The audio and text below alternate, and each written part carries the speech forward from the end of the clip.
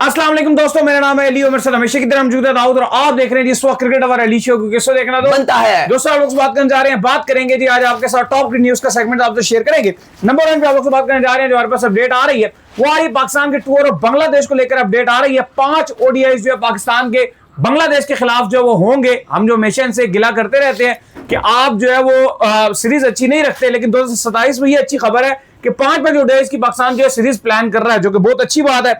इसके बाद जो अपडेट आ रही है वो आ रही है इंडिया टूर और बांग्लादेश को लेकर, जो कि सोचा जा रहा था कि शायद ये टूर ना हो जिस तरह के इनके आपस में हालात चल रहे थे, लेकिन अब जब से जो उनके चेयरमैन भी चेंज हुए हैं और इंडिया के हवाले से जो बांग्लादेश है उनमें भी एक सॉफ्ट कॉर्नर जो है वो आना शुरू हो गया है। तो लिहाजा सीरीज के हवाले से दोबारा क्या अपडेट आ रही है वो आप लोग से शेयर करेंगे।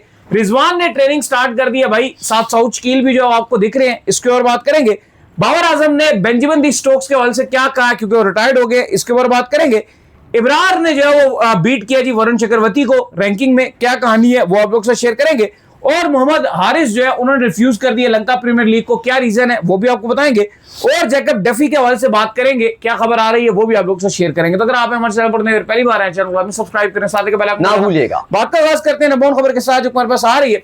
तो अच्छी खबर दाऊद साहब ये आ रही है कि पाकिस्तान जो 2027 में एक टूर करने जा रहा है बांग्लादेश का, जहां पर पाकिस्तान और बांग्लादेश के दरमियान 5 टी20 की सीरीज जो खेली जाएगी। ओडीआई की सीरीज, सॉरी टी20 निकल गया। जैसे पाकिस्तान अभी ऑलरेडी गया था बांग्लादेश, वहां पर 3 ओडीआई खेले गए थे, उसमें तो पाकिस्तान को बहुत बुरी तरह शिकस्त हुई थी, यंगस्टर्स को भी आपने ट्राई किया था। लेकिन अब 5 ओडीआई की सीरीज जो 2027 में खेली जाएगी। ज्यादातर लोग आपको पता है जितनी क्रिकेट खेली जा रही है अब 2027 में वो ओडीआई की खेली जा रही है, क्योंकि वर्ल्ड कप 2027 जो है वो ओडीआई फॉर्मेट में खेला जाना है, लिहाजा इसलिए तमाम तर लोग ओडीआई प्लान्स कर रहे हैं भाई। देखिए बिल्कुल, जो 2027 का ईयर है उसमें हमें ज्यादातर ओडीआई देखने को मिलेंगे। कल ही हम आपको डिटेल में बता रहे थे कि पाकिस्तान ने किस तरह से दौरा इंग्लैंड करना है, जहां पे पाकिस्तान 5 ओडीआई खेलेगा। और आपको पता है कि इस साल भी पाकिस्तान ने एक tri nation series already scheduled है श्रीलंका और आपके इंग्लैंड के साथ। इसके अलावा एक एडिशन और हो चुकी है ट्राई सीरीज में, जो पाकिस्तान की एक सीरीज जिम्बाब्वे के साथ थी और एक पाकिस्तान की आयरलैंड के साथ थी, उसको मर्ज कर दिया और उसको भी अब ओडीआई ट्राई नेशन सीरीज में तब्दील कर दिया गया। अलबत्ता उसका भी हतमी फैसला नहीं किया गया कि उसकी तारीखें कब रखी जाएंगी और वो कल कब खेला जाएगा। लेकिन अब यह खबर आ रही है कि जो पाकिस्तान का दौरा है बांग्लादेश है, वो बांग्लादेश ने अनाउंस कर दिया है और 5 ओडीआई। अच्छा, ये अनाउंस किया कैसे है? ऐसा नहीं है कि बांग्लादेश क्रिकेट बोर्ड ने कोई ऑफिशियली अनाउंस किया हो या पाकिस्तान क्रिकेट बोर्ड ने इस पर कोई कमेंट किया हो। हुआ यह कि आज बांग्लादेश ने जो उनके टीवी राइट्स हैं उन्होंने वो आज टेंडर पे लगाए हैं कि ये टीवी राइट्स हैं जो 27 में हम बेचेंगे। तो उस टेंडर में पाकिस्तान का दौरा बांग्लादेश शामिल है। ऐसा नहीं है कि किसी एफटीपी में पाकिस्तान क्रिकेट बोर्ड ने लिखा हो या बांग्लादेश ने किसी क्रिकेट बोर्ड ने अपने एफटीपी में लिखा हो, लेकिन ऑब्वियसली एक जनरल नॉलेज है कि अगर ये series Bangladesh cricket board tender के लिए भेज रहा है, डिजिटल के लिए भी और टीवी राइट्स के लिए भी, तो इसका साफ मतलब है कि ये पाकिस्तान और बांग्लादेश की सीरीज होनी है और काफी इस पर जो है वो मामला आगे चल रहे हैं। ये बड़ी अच्छी खुशखबरी है कि अब पाकिस्तान बांग्लादेश का दौरा करेगा। याद रहे कि पिछले 1.5 साल में पाकिस्तान ने सबसे ज्यादा किसी भी टीम के साथ अगर मैच खेले हैं तो वो बांग्लादेश है। कभी टेस्ट मैच खेलते हैं, कभी ओडीआईज खेलते हैं, कभी उनके यहाँ खेलते हैं, कभी हमारे यहाँ खेलते हैं, बस यही जो है उनके हवाले से चलता रहता है। खैर, जिसके बाद जो खबर आ रही है हमारे पास वो आ रही है इंडिया के हवाले से। तो इंडिया ने 1 सितंबर में जो है वो दौरा करना था, जहां पर व्हाइट बॉल की जो सीरीज है वो इंडिया और जो बांग्लादेश है इनके दरमियान खेली जानी थी। तो खबरें ये थी कि शायद ये सीरीज ना हो पाए और इंडिया जो है वो बांग्लादेश का टूर ना करे, क्योंकि जिस तरह के हालात इनके चल रहे थे और वर्ल्ड कप से भी जो है बांग्लादेश ने अपनी टीम को जो बाहर कर लिया था। लेकिन जैसे ही ये अभी जो करंट बोर्ड के चेयरमैन थे वो चेंज हुए और नए चेयरमैन आए हैं, इनके आते ही जो चीजें काफी ज्यादा बदली हैं और जो बांग्लादेश का रवैया टुवर्ड इंडिया वो भी काफी बदला है। बल्कि अब तो बांग्लादेश का काफी हद तक ये मानना है कि ये जो बांग्लादेश जो है वो इंडिया खेलने नहीं गया था, इसमें पाकिस्तान ने इनको ट्रैप किया था, जिसकी वजह से ये जो है वो वर्ल्ड कप नहीं खेल सके थे। तो लिहाजा अब ये खबरें आ रही कि इस सीरीज को ग्रीन सिग्नल मिलने जा रहा है। देखिए बिल्कुल, इस सीरीज को ऐसा लग रहा है कि ग्रीन सिग्नल मिलने के लिए जा रहा है और बांग्लादेश क्रिकेट बोर्ड ने जो अपना टेंडर डाला है और ब्रॉडकास्टर्स के लिए कि आप ये सीरीज है, पाकिस्तान की जहां सीरीज रखी है तो वहां पर 3 ओडीआई और 3 टी20 अगेंस्ट बांग्लादेश भी रखी है। पहले तो ये सीरीज अगस्त और सितंबर में शेड्यूल थी, बाद में फिर इस सीरीज को पोस्टपोन कर दिया गया था 1 साल के लिए। और अब ऐसा लग रहा है कि तमीम इकबाल भी जिस तरह से बात कर रहे हैं कि भारत के साथ उनके ताल्लुकात बेहतर हो रहे हैं, ऐसा लग रहा है कि ये भारत का जो बांग्लादेश का दौरा है वो पॉसिबल तौर पे हो जाएगा। फिलहाल अभी ऐसा तो कुछ कहा नहीं गया बीसीसीआई की तरफ से कि उनकी गवर्नमेंट ने अलाउ कर दिया है या हालात जो है वो बेहतर हो गए, लेकिन बोर्ड्स के अगर आप देखो तो कम्युनिकेशन शुरू हो गई है और ऐसा लग रहा है बांग्लादेश ने थोड़े टाइम पहले इंडिया को कि भाई अब हम आपके साथ क्रिकेटिंग मामला को, हाँ, लेकिन अभी तक उनकी गवर्नमेंट ने कोई ऐसा रिस्पॉन्ड नहीं आया कि ग्रीन सिग्नल दिया गया कि नहीं दिया गया, लेकिन अभी तक लग रहा है कि काफी चीजें इनकी इंटरनली काफी बहाल हुई हैं।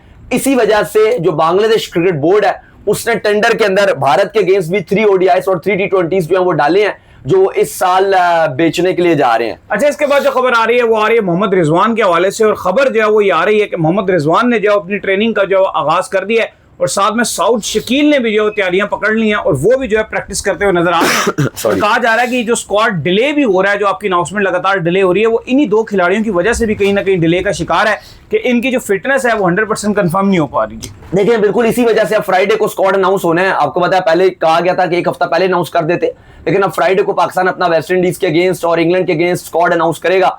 साथ ही साथ खबरें ये भी आ रही हैं कि रिजवान ने दोबारा से ट्रेनिंग कैंप ज्वाइन कर लिया, जहां पे हमने रिजवान को प्रैक्टिस करते हुए देखा और ट्रेनिंग करते हुए देखा, क्योंकि इससे पहले खबरें आई कि रिजवान क्योंकि मुकम्मल फिट नहीं है तो अब रोहेल नजीर को उनकी रिप्लेसमेंट के तौर पे बिल्कुल तैयार रखा गया था। लेकिन ये फिर खुशाइंद और अच्छी खबर है कि रिजवान ने अपनी फिटनेस गेन किया है और अब उन्होंने ट्रेनिंग में भी अपनी शुरू कर दिया। साउथ शकील भी उनके साथ नजर आ रहे हैं और साथ ही साथ खबरें ये भी हैं कि रिजवान अब जो दौरे वेस्ट इंडीज के लिए पाकिस्तान का 17 रुकनी का स्क्वाड होगा उसमें मोहम्मद रिजवान का भी नाम होगा। याद रहे कि पाकिस्तान टीम ने दौरे वेस्ट इंडीज के लिए 13 जुलाई को लाहौर से कैरेबियन के लिए उड़ान भरनी है, लेकिन साउथ शकील का स्टिल अभी कहा जा रहा है कि क्या उनकी जगह बन पाएगी कि नहीं, क्योंकि परफॉर्मेंसेस उनकी इतनी अच्छी नहीं है। फ्रंट रनर पे हमें जो नजर आ रहे हैं वो कामरान गुलाम नजर आ रहे हैं, लेकिन रिजवान अपनी जगह बनाने में कामयाब रहे हैं। खैर, इसके बाद जो अपडेट आ रही है जी वो आ रही है बाबर आजम के हवाले से। तो आपको पता है कि बेन स्टोक जो है उन्होंने रिटायरमेंट का ऐलान कर दिया है और तमाम तर लोग जो उनको गुड विशेस दे रहे हैं उनके आने वाले करियर के लिए। तो ऐसे में बाबर आजम भी सामने आए और उन्होंने इंस्टा पे स्टोरी लगाई है। क्या कहना जी बाबर आजम का? देखिए बिल्कुल, बाबर आजम ने इससे पहले केन विलियमसन ने भी रिटायरमेंट का ऐलान किया था, तो उनके लिए भी बाबर आजम ने बड़े अच्छे अल्फाज अदा किए थे और उनको बेस्ट ऑफ लक कहा था फ्यूचर के लिए। अब बाबर आजम ने बेन स्टोक्स के लिए भी जो है वो लिखा और काफी अच्छा लिखा है। उन्होंने कहा है कि a fearless competitor and an inspirational leader who delivered on the biggest stage again and again. It was an honor to share the field with you. All the very best, Ben Stokes, for the next chapter. उन्होंने भी Ben Stokes को wish किया कि आपका जो अगला career है वो अच्छा रहे। याद रहे कि बेन स्टोक्स ने एक पाकिस्तान के अगेंस्ट सीरीज जो खेली थी, जो शायद नहीं भूलेगी हमें, कि कोविड में जब आपको पता है कि सारा इंग्लैंड का जो स्क्वाड है वो कोविड बबल उन्होंने तोड़ दिया था, तो उन्होंने एक नई टीम बनाई थी। ईसीबी ने, पाकिस्तान का टूर था इंग्लैंड का 3 ODIs का, एक स्टोक्स थे और बाकी सारे क्लब क्रिकेटर उठा लिए थे और उस इंग्लिश टीम ने भी हमें शिकस्त दे दी थी पाकिस्तान को। वो बहुत अच्छी टीम थी, तो वाकई स्टोक्स एक फाइटर अप्रोच के साथ खेलते थे और कैप्टनसी भी उनकी शानदार थी। अच्छा, इसके बाद जो खबर आ रही है वो आ रही है इब्रार के हवाले से। तो भाईजान खबर जो है वो ये सामने आ रही है कि रैंकिंग में जो है इब्रार ने वरुण चक्रवर्ती को जो है बीट कर दी है। क्या रैंकिंग आ गई है जी इनकी T20 में? देखें, आईसीसी ने T20 रैंकिंग की आज अपडेशन आई है और अपडेशन की अगर आप बात करें, आज वेडनेसडे है और रैंकिंग में काफी तब्दीली आई है। इब्रार अहमद ने वरुण चक्रवर्ती को भाई पीछे छोड़ दिया। ये आपको पता है कि नंबर 1 थे पहले वरुण, फिर राशिद खान ने उनसे नंबर 1 रैंकिंग ले ली थी। अब इब्रार नंबर 3rd पे थे और वरुण 2 पे थे, लेकिन अब रैंकिंग में जो इब्रार अहमद है, वैसे तो इब्रार अहमद खेले नहीं है, लेकिन अब वो बगैर खेले ही जो आईसीसी की अपग्रेडेशन है उसके अंदर इब्रार अहमद नंबर 2 पर आ गए, 1 दर्जे ऊपर आ गए हैं, जबकि वरुण को 1 दर्जे तंजली का सामना करना पड़ा और वो 3rd पे चले गए। अब कुछ रैंकिंग इस तरह से है T20 की, वाहिद पाकिस्तानी इब्रार ही हैं। Rashid Khan number 1, Ibrar Ahmed number 2, Varun number 3, Adil Rashid 4th, Adam Zampa 5th, Jasprit Bumrah 6th, Nathan Ellis 7th, Corbin Bosch 8 और रंगा 9। ज्यादातर अगर आप देखो तो T20 हमने देखा कि स्पिनर का बोलबाला होता है। टॉप 5 रैंकिंग में 1 से लेकर 5 तक सारे के सारे स्पिनर्स हैं जो टॉप 5 में। एक टाइम तो मुझे याद है कि 10 के 10 जो है वो हमें सारे स्पिनर नजर आते थे, लेकिन अभी भी टॉप 5 जो है वो T20 में जो रैंकिंग पे बराजमान है वो सारे स्पिनर्स हैं। खैर, इसके बाद जो हमारे पास अपडेट आ रही है जी वो आ रही है मोहम्मद हारिस के हवाले से और खबर ये सामने आ रही है कि मोहम्मद हारिस ने जो है वो लंका प्रीमियर लीग खेलने का जो है इस बार मना कर दिया है। क्या रीजन है जी?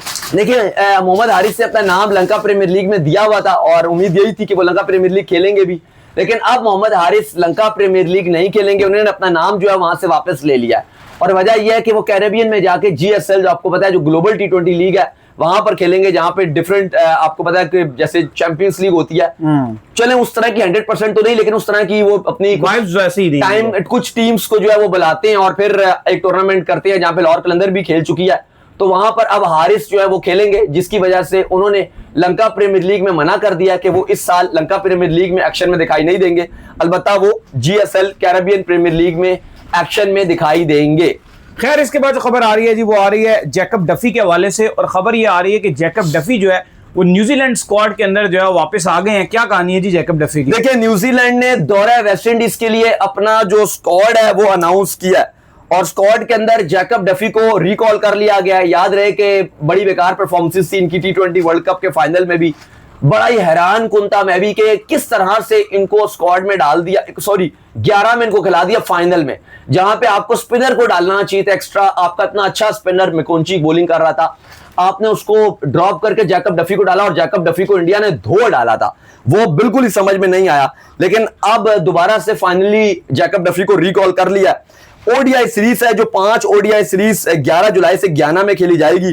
पहला ओडीआई 11 जुलाई, फिर 13 जुलाई, फिर 16 जुलाई, फिर 19 जुलाई और फिर फाइनल किंगस्टन ओवल बारबेडोस में 21 जुलाई को खेला जाएगा। न्यूजीलैंड ने काफी अपने बड़े बड़े कुछ नाम है जैसे काइल जेमिसन, मैट हेनरे और रोरके, इनको रेस्ट देने का फैसला किया। अलबत्ता जो स्क्वाड है न्यूजीलैंड का वो भी आपको पढ़ के बता देते हैं। मिचेल सैटनर कप्तान होंगे, माइकल ब्रेसवेल इस टीम में रहेंगे, मार्क चैपमैन रहेंगे, Clarke, Jacob Duffy, Fisher, Foxcroft, Mitch Hay, Nick Kelly, Tom Latham, Jayden Lennox, Daryl Mitchell, Nicholls होंगे, बेन सीयर्स, नेथन स्मिथ और विल यंग पर यह मुश्तमिल इनकी न्यूजीलैंड की टीम है। तो काफी जो इनके सीनियर बॉलर्स हैं उनको आराम करवाया गया, लेकिन टीम स्टिल अच्छी और तगड़ी नजर आ रही है। तो चलें, उम्मीद करते हैं आज का हमारा शो आपको आएगा पसंद आया। वीडियो को लाइक कीजिए, हमारे चैनल को सब्सक्राइब कीजिए, साथ लगे बेल आइकन को बजाइए। एक और काम कर लीजिए और वो ये कर लीजिए, इंस्टाग्राम पर जाइए, फॉलो कीजिए। बिल्कुल जी, इंस्टाग्राम पे मुझे फॉलो कर लीजिए, वहां पे मैं मौजूद हूं, दाऊद क्रिकेट के इंस्टाग्राम पर। कोई सवाल हो तो भेजिएगा और इनको भी फॉलो मुझे फॉलो कीजिए। मैं ऑफिशियल के नाम से लिंक डिस्क्रिप्शन में मौजूद है, जाइए फॉलो कीजिए। आप सुनते हैं नेक्स्ट वीडियो, तब तक के लिए ख्याल रखिएगा।